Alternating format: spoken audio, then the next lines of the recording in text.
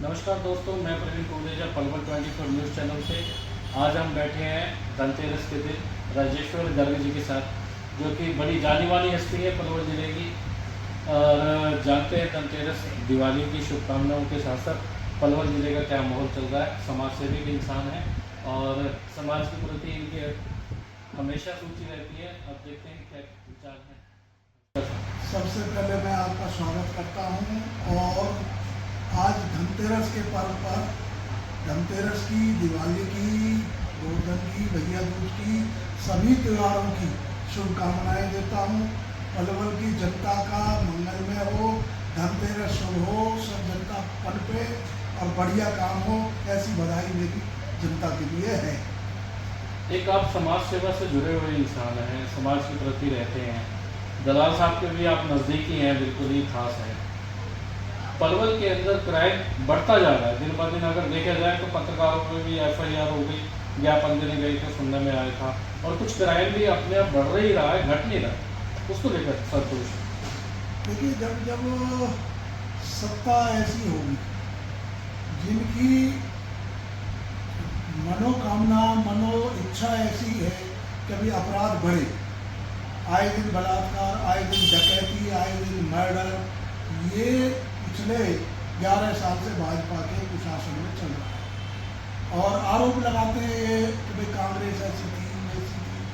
कांग्रेस ने कुछ गलती करी होंगी जिसकी वजह से लोगों ने, जनता ने उसको नकारा और इनको लाया। लेकिन अब ये पिछले 5-7 साल से जो भी चुनाव हुए हैं उनको EVM कह लो, वोट की चोरी कह लो, उसके अलावा ED का दुरुपयोग कह लो, CBI का दुरुपयोग कह लो, इनकम टैक्स का दुरुपयोग कह लो, इन सबको लागू करके सत्ता पर कुंडली मारकर बैठे हैं।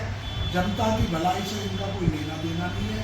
और आए दिन पूरे हरियाणा के अंदर, पूरे केंद्र के अंदर इन्होंने हिंदू मुस्लिम दंगा फसाद कराना इनकी मनोकामना रहती है, मनो इच्छा रहती है। और पब्लिक के, जनता के इंटरेस्ट में कोई काम ये कर नहीं रहे। काला धन लाए नहीं, अच्छे दिन आए नहीं, स्मार्ट सिटी 100 बनी नहीं, नमामि गंगा साफ, यमुना साफ हुई नहीं, डॉलर रुका नहीं, महंगाई रुकी नहीं, भ्रष्टाचार रुका नहीं, कोई काम इन्होंने देश के हित में नहीं किया। कांग्रेस ने जो संस्थान बनाए थे उनको बेचकर अब ये गुजारा कर रहे हैं। जहां 55 लाख करोड़ का कर्जा 70 साल के अंदर कांग्रेस ने किया, जिसमें लगभग 15 PM रहे, नेहरू से लेके और आखिर तक। और 11 साल में अकेले प्रधानमंत्री ने 55 लाख करोड़ को 250 लाख करोड़ का कर्जा देश की जनता के ऊपर डाल दिया। काला धन की बात करूं, 12,500 करोड़ उस समय 2014 में स्विस बैंक के अंदर इंडिया के लोगों का था।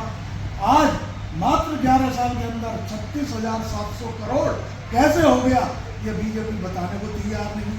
बात करते हैं हम PM केयर फंड की, हिसाब नहीं लेंगे। बीफ में जो गौ माता बोलते हैं, और विश्व में हमारी 9वें नंबर की 2014 तक रैंकिंग थी। आज विश्व में बीफ के अंदर 2 नंबर पर इंडिया आ गया है। ये इनका चरित्र है। बीफ कंपनियों से चंदा लेते हैं, उसका हिसाब नहीं देते। राम मंदिर का जो निर्माण हुआ है उसमें कितना पैसा सरकार ने दिया, कितना पैसा आया, कोई हिसाब नहीं। नोटबंदी का आज तक ये हिसाब नहीं दे पाए, जिसमें ये कहते थे भाई ब्लैक मनी निकलेगी। आज तक ये नहीं बता पाए कि नोटबंदी में कितना पैसा रिजर्व बैंक में जमा हुआ आज तक। नोटबंदी के दौरान कितने ही ऐसे करे। GST के अंदर अपने आप बढ़ाते हैं, अपने आप पीठ थपथपा लेते हैं 2 पैसे कम करके। जितना GST घटाया उससे ज़्यादा पहले इंडस्ट्रियलिस्ट से वो पैसे बढ़ा दिए गए।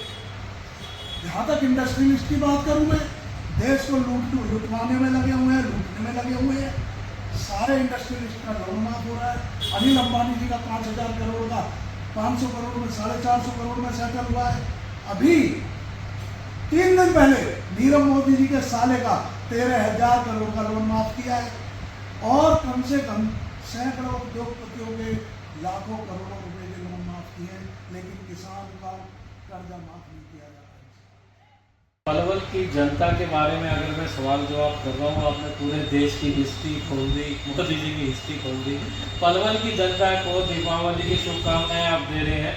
पलवल की जनता के लिए आगे क्या सौगातें मिल सके, इन्होंने मेट्रो की घोषणा कर रखी है पलवल ज़िले के लिए। पलवल ज़िले की अगर मैं बात कर रहा हूँ तो पलवल में क्या क्या है इनकी जो विचारधारा है, क्योंकि दलाल साहब के टाइम तो यहाँ पे लघु सचिवालय भी ओपन हो गया, महिला कॉलेज भी हो गया, एक नई सौगात की इंतजार रहती है, उसको लेकर मैं आप समाज सेवा से जुड़े हैं। देखिए, आप पलवल की बात करो, मैं क्योंकि आज ट्रिपल इंजन की सरकार है। पिछले टेन्योर के अंदर हमने यहाँ पानी बिकता देखा, सड़कें टूटती देखी, पुल टूटते देखे, और अब जब पलवल की हम बात करते हैं तो नई सरकार बनी है, नया युवा हमारा गौरव गौतम जी मंत्री बने हैं, हम उनसे ये अपेक्षा करते हैं पलवल की ज़्यादा से ज़्यादा तरक्की के लिए धन आए, ऊपर के हरियाणा सरकार से भी और केंद्र सरकार से। मैंने इसलिए कहा क्योंकि इनकी कथनी और करनी में अंतर है। ये मुंह से कुछ कहते हैं, मुंह में राम राम, बगल में चुनी रखते, तो ऐसे लोग ज़्यादा तो उसमें राज में कामयाब नहीं होते। तो इनकी मंशा नहीं है, वरना पलवल आज चमकना चाहिए था। दलाल साहब के टाइम में लेके सड़कें, पुल, कॉलेज, हॉस्पिटल, आपका ये सचिवालय, क्या क्या नहीं बना। ये कहते हैं दलाल साहब ने 5 लाख में किया क्या? भाई अब तुम्हें मौका दिया है, 11 साल से हम तुम्हें देख रहे हैं, पलवल को बनाओ। मेट्रो को तो हम 11 साल से सुन रहे हैं सरकार। अभी एक निर्माणाधीन पुल है बगौला का, जो पिछले 5 साल से बना नहीं है। पहले एक रसूलपुर फ्लाईओवर था जिसको 10 साल भी में कंप्लीट नहीं हुआ, और अब भी यदा कदा उसका छुटमुट कहीं ना कहीं से टूटता फूटता रहता है। इनके ठेकेदार घटिया, इनका माल घटिया, और ये घटिया।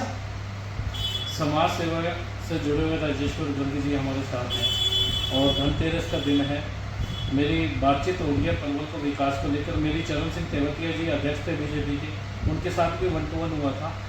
जल्दी मेट्रो आने की उन्होंने घोषणा करी है, और जल्दी भगोला का फ्लाईओवर बनाने की भी, चलने की भी घोषणा करी है कि अब फाइनल कोर्ट पे है, और भगोला का फ्लाईओवर दिवाली के बाद आम जनता को समर्पित कर दिया जाएगा।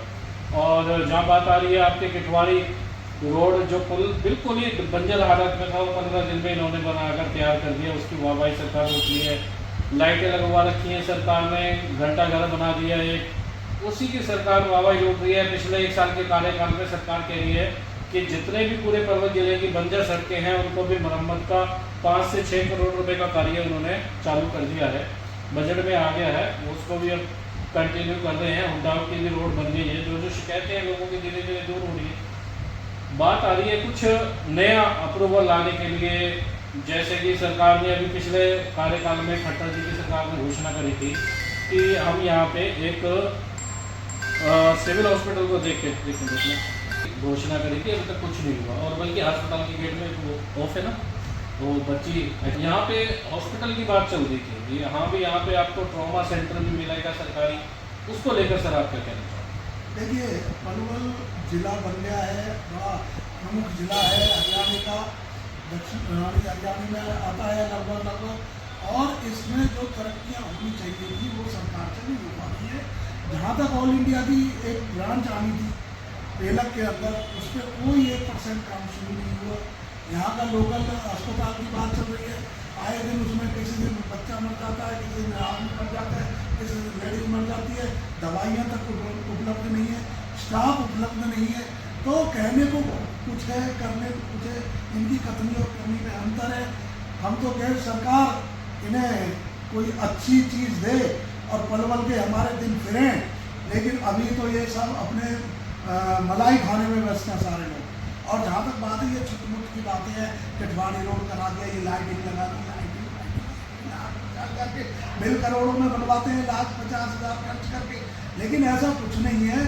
अभी जमीनी स्तर पर जो हम चाहते हैं काम नहीं हुआ है। आप सफाई व्यवस्था का देखिए क्या बुरा हाल है, शहर के अंदर लाइटों का देखिए, गलियों का देखिए, कहीं कुछ नहीं है। केवल आप थोड़ी सी लाइटें लगवाएंगे, कितनी लाइटें? मेरे हिसाब से 5 लाख रुपए की लाइटें नहीं है। आप जिस बात कर रहे हो घंटाघर की, वो पिछले साल 5 साल से पहले बनना शुरू हुआ था, अब शुरू कर दिया। चौराहे का एक उसका जो गेट है हमारे हुड्डा से आगे, वो उसमें थोड़े बहुत पैसे लगे हैं, 2-4-5 लाख। बिल कितने का बनाया आप पूछ करें। हम क्रिटिसाइज नहीं करते, हम ये चाहते हैं ये काम करें, हम उनकी प्रशंसा करें, और जब गलत काम करेंगे उनका हम विरोध करेंगे। हमारा तो सीधा सिस्टम। भ्रष्टाचार को लेकर आप अपनी आवाज़ को बुलंद करते हैं कि हर जगह इनका भ्रष्टाचार हुआ, किसी भी काम को लेकर ले लो, कहीं ना कहीं इनका भ्रष्टाचार निकल ही आता है और ये भ्रष्टाचार ही करते हैं। सबसे बड़ा भ्रष्टाचार तो अभी आपका सीएमओ पकड़ा गया, बताइए। जो हॉस्पिटल का सीएमओ होता है वो रिश्वत लेता हुआ पकड़ा गया, इससे बड़ा दुर्भाग्य पलवल का क्या रहेगा।